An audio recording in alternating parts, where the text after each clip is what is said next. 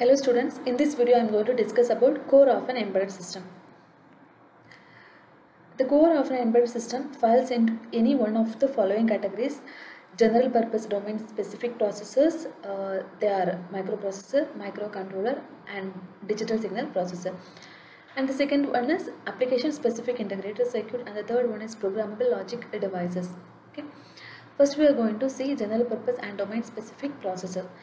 Almost 80% of the embedded systems are using processor and a controller only, and this processor may be microprocessor or microcontroller or a digital signal processor. In many of the applications like industrial control applications and monitoring applications are using processor or controller only, but applications like signal processing, speech recognition, like those applications are using digital signal processor. First we will see about microprocessor. The CPU, central processing unit, built on a single IC is called microprocessor. So the formal definition of microprocessor is a silicon chip representing a central processing unit which can perform arithmetic as well as logical operation according to the instructions which is stored in its memory. Then microcontroller is a CPU. Along with that it have memory, special and general purpose registers arrays on the chip, and the input and output peripherals. But in the microprocessor we have only CPU, but microcontroller we have CPU. Along with that there are memory, input output peripherals, general purpose registers arrays, all these things, and input output ports, all these things we have. And we can see some difference between processor and a controller. Microprocessor is the heart of an computer system, but microcontroller is the heart of an embedded system. And microprocessor, it is the only processor. It doesn't have any memory or I/O components. But microcontroller is a combination of all these. In microprocessor, if you want to connect any memory or any I/O devices, we need to connect externally only.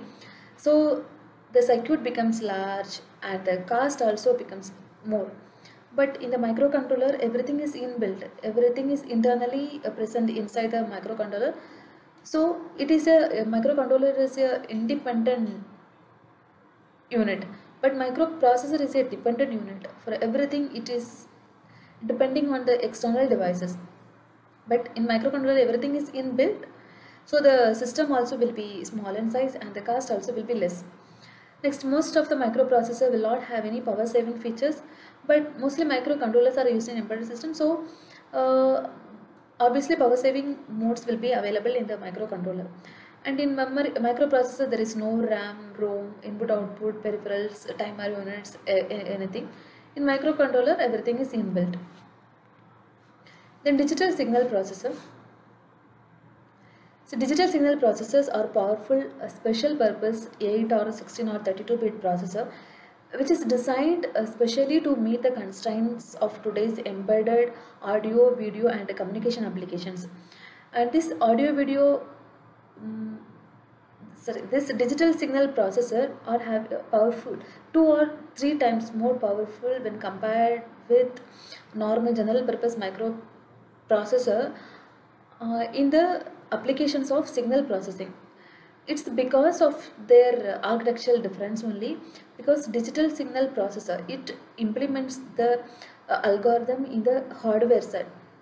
So here the execution speed will be more. But the general purpose microprocessor, it implements the algorithm in the firmware side. So the execution is totally dependent on the clock of the processor. So because of this only the speed of the digital signal processor is more.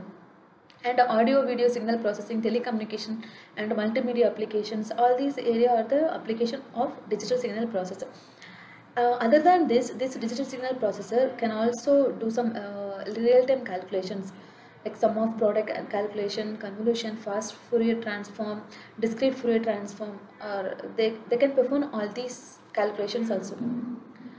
And this digital signal processor is having Three key units, they are program memory, data memory and a computational engine. Program memory is used to store the program required by the DSP to process the data. Data memory, it is used to store the data, variable or signal to be processed.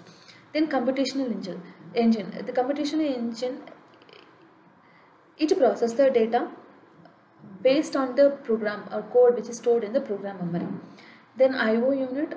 IO unit in the input and output unit, it is acting like interface between the digital signal processor and outside world.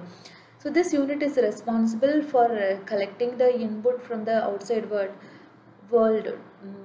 collecting the data to be processed and delivering the processed data.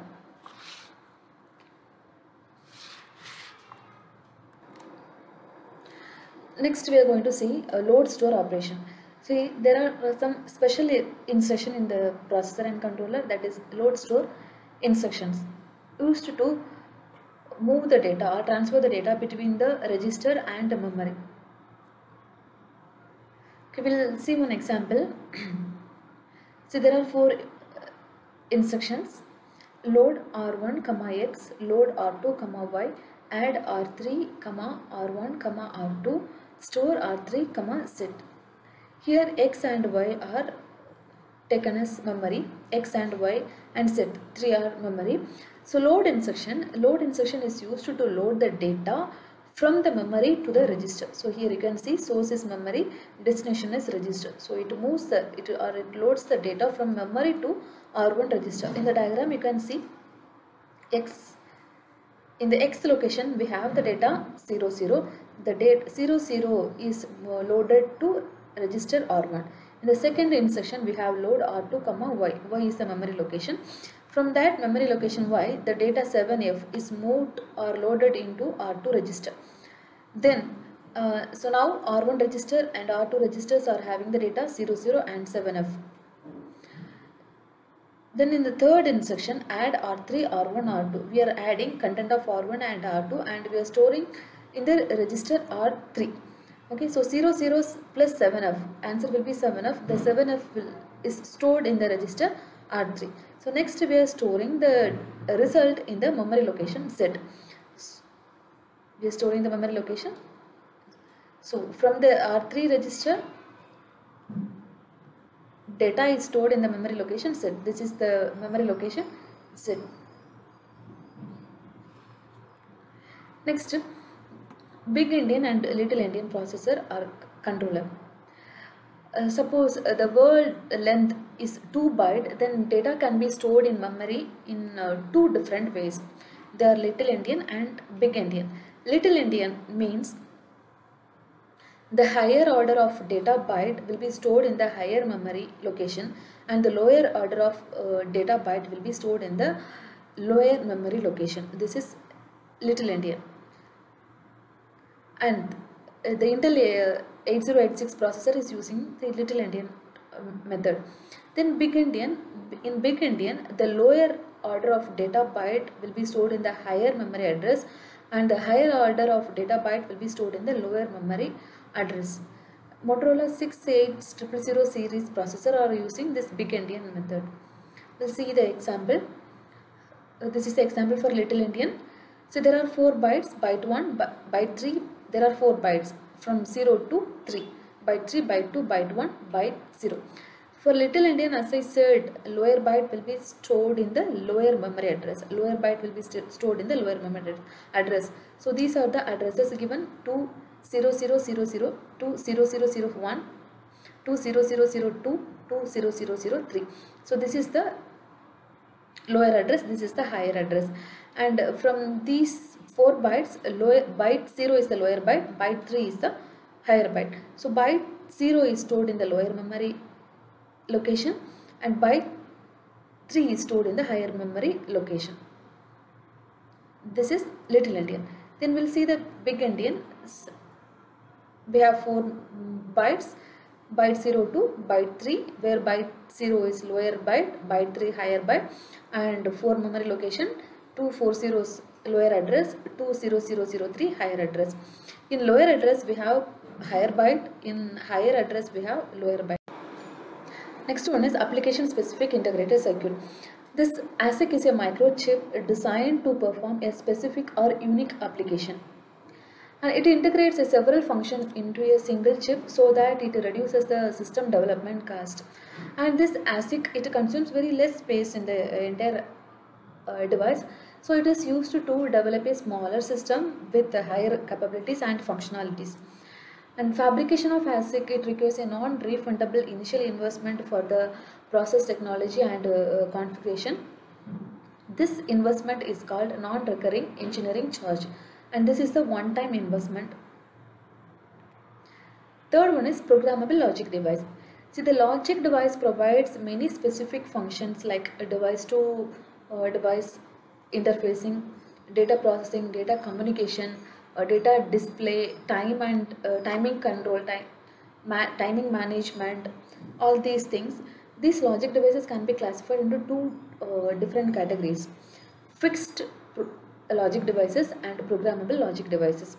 In the fixed logic devices, the circuit used in this type are permanent. Once it is designed, we cannot change it.